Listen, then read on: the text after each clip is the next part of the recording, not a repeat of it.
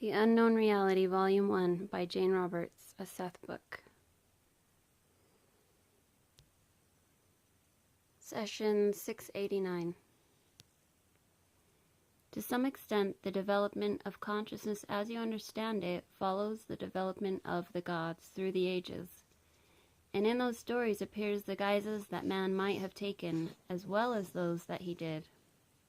All animal gods hint of various experiments and species in which consciousness took different forms, in which the birth of egotistical awareness as you know it tried several areas of exploration. There were, for example, different versions of man-animal comprehension and activity. From approximately 50 million to 30 million years ago, there were innumerable species that would now seem to you to be mutated forms. The distinction between man-animal and animal-man was not as clear as it is in your time.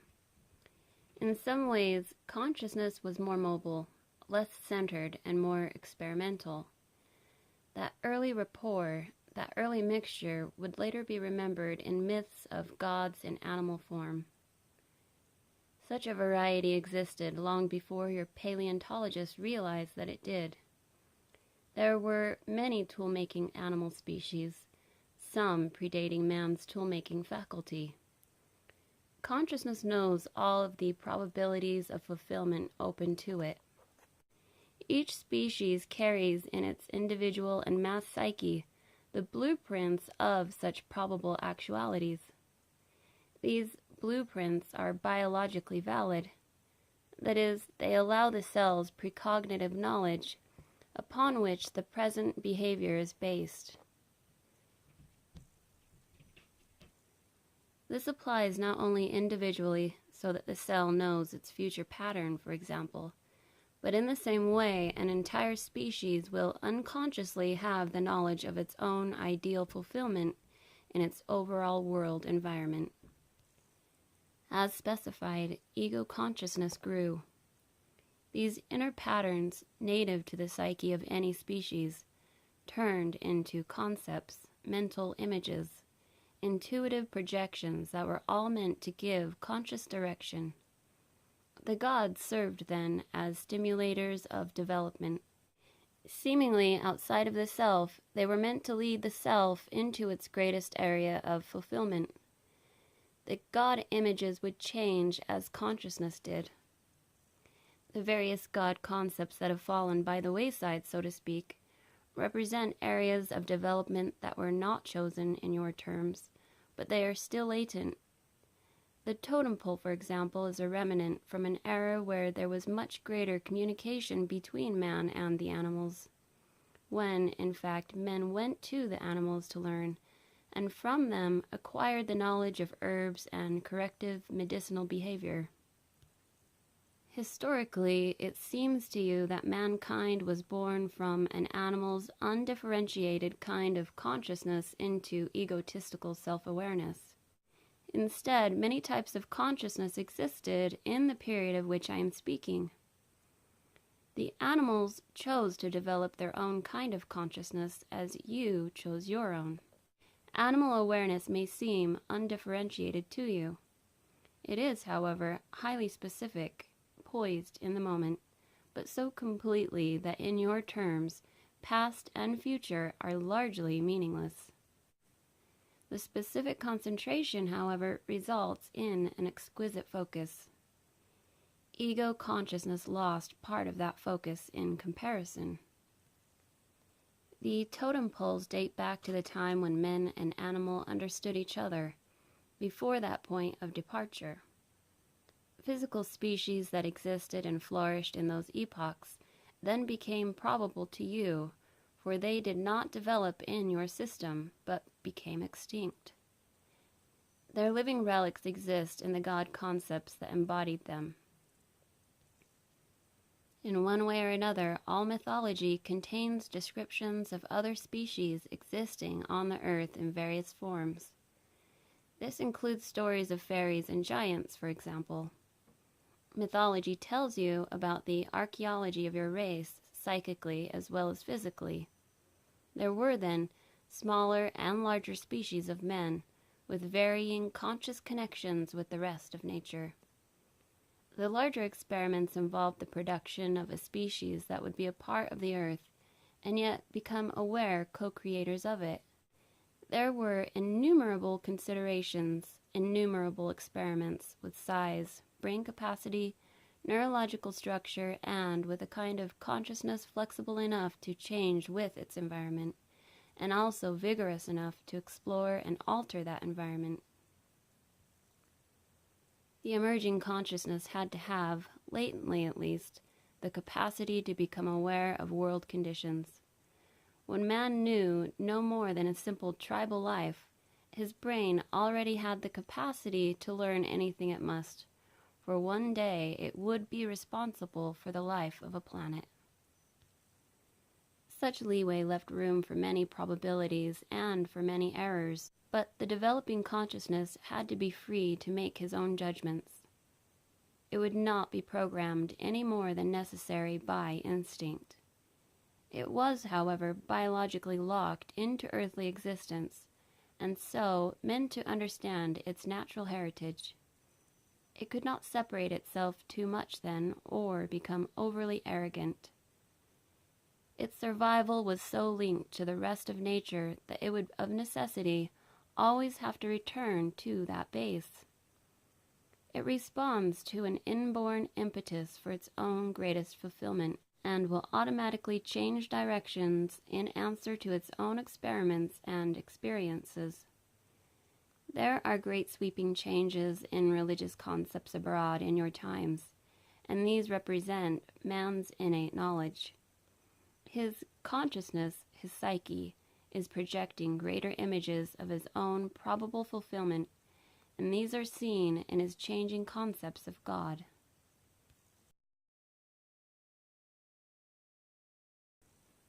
To be effective within your system of reality, consciousness must, of course, deal with specializations.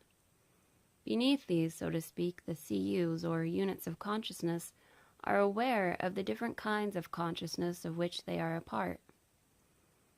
By their nature, certain kinds of organization, behavior, and experimentation exclude other quite as valid but different approaches. The CUs, in their free-willing nature beneath all matter, are acquainted with all such organizations, so that some of the lessons learned by one species are indeed transferred to another. One particular experiment in consciousness may be pursued by one species, for example, and that knowledge given to another or transferred to another, where it appears as instinct.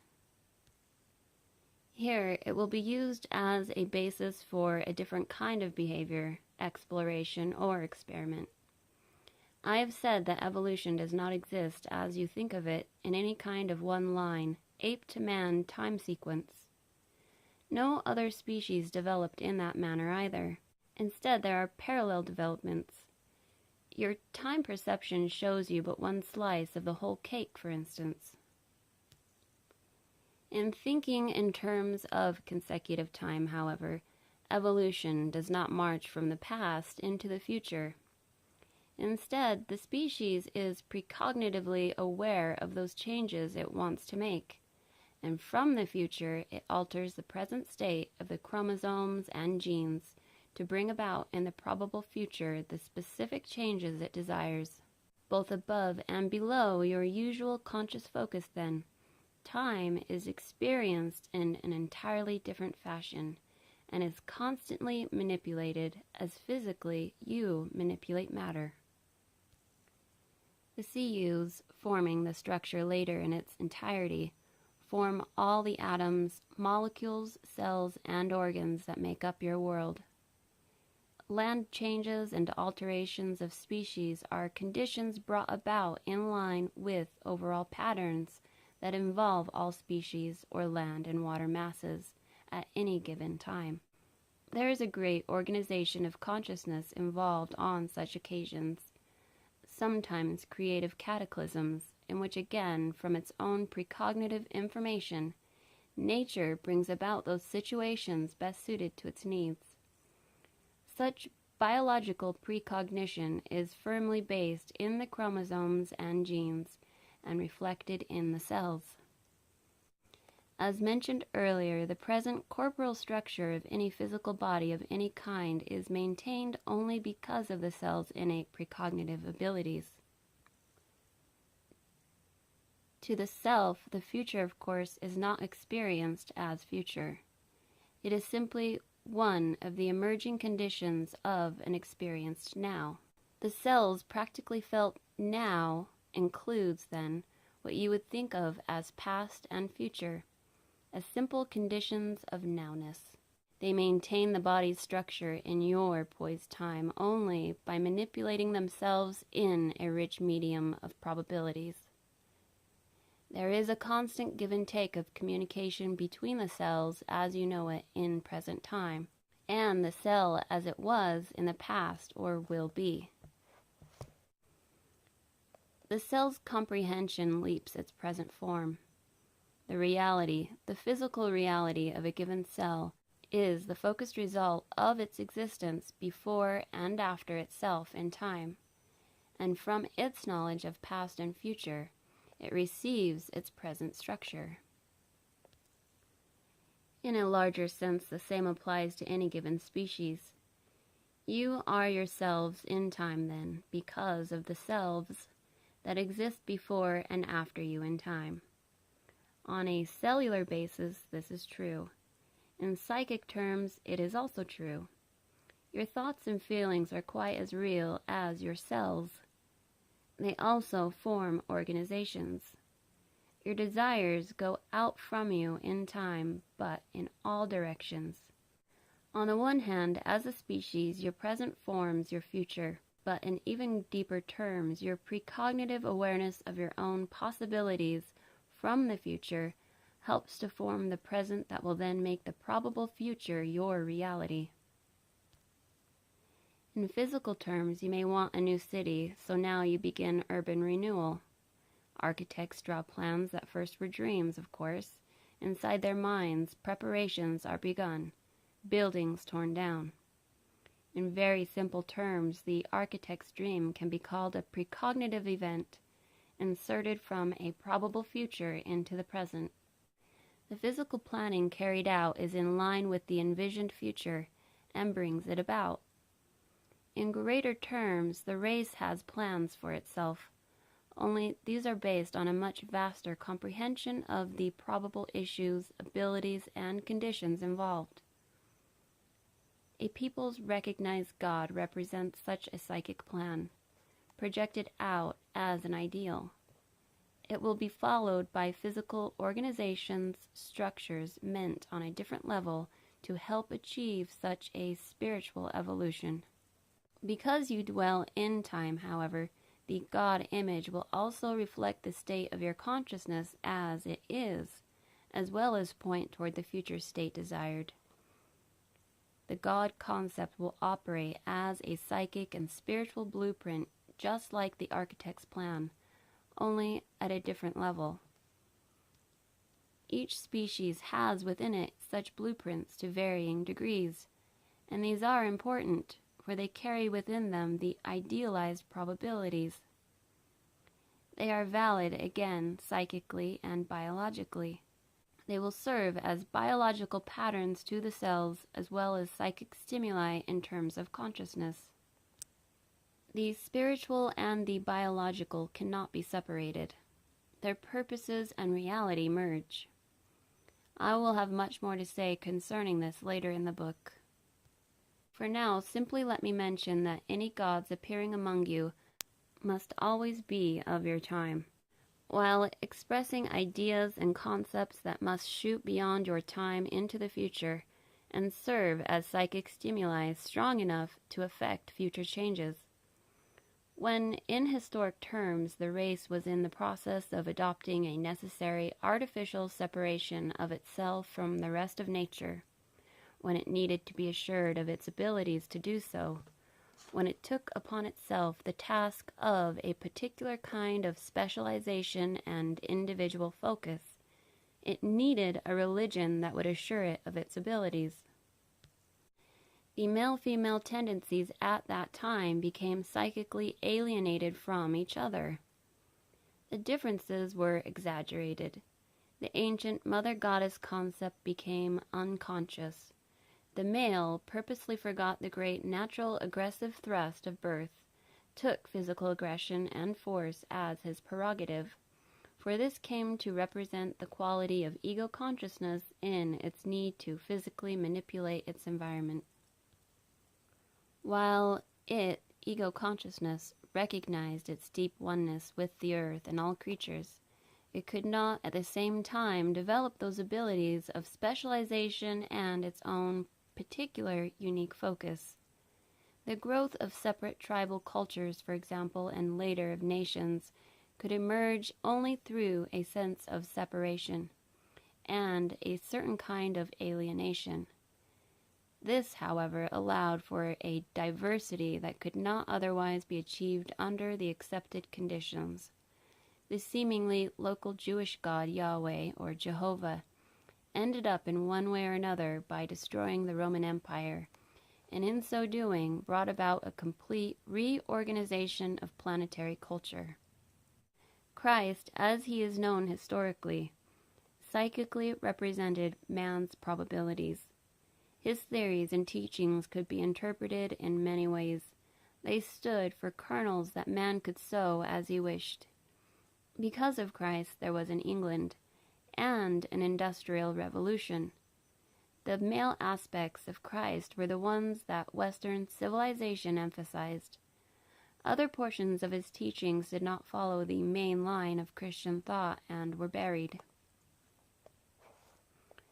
The Church ignored Christ's physical birth, for example, and made his mother an immaculate virgin, which meant that the consciousness of the species would for a long time ignore its relationship with nature and its feminine aspects.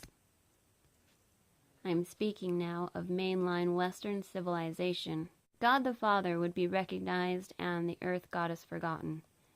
There would be feudal lords, therefore, not Sirius's. Man would believe he did indeed have dominion over the earth as a separate species, for God the Father had given it to him. Rising ego consciousness then would have its religious reasons for domination and control. The Pope became God the Father personified, but that God had indeed changed from the old Jewish Jehovah. Christ, historically speaking, had altered that concept enough so that at least God the Father was not quite as capricious as Jehovah. Some mercy came to the forefront. Growing ego consciousness could not run rampant over nature. On the other hand, holy wars and ignorance would keep the population down. The Church, however, the Roman Catholic Church, still held a repository of religious ideas and concepts that served as a bank of probabilities from which the race could draw. The religious ideas served as social organization, much needed, and many of the monks managed to preserve old manuscripts and knowledge underground. Those who were allied with religious principles now mainly survived, and brought forth communities and descendants who were protected.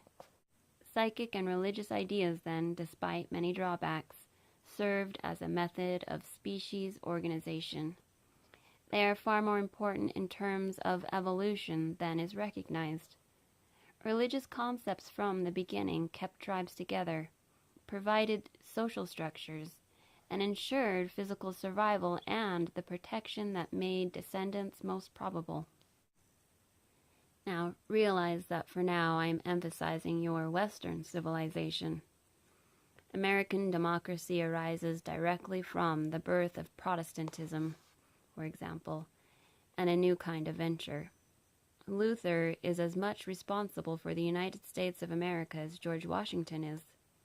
Other democratic societies had existed in the past, but in them democracy was still based on one religious precept, though it might be expressed in different ways, as for example in the Greek city-states. The Holy Roman Empire united a civilization under one religious idea, But the true brotherhood of man can be expressed only by allowing the freedom of man's thought under the banner of cooperation. And only this will result in the fulfillment of the species, with developments of consciousness that, in your terms, were latent from the beginning. I am telling you that so-called evolution and religion are closely connected.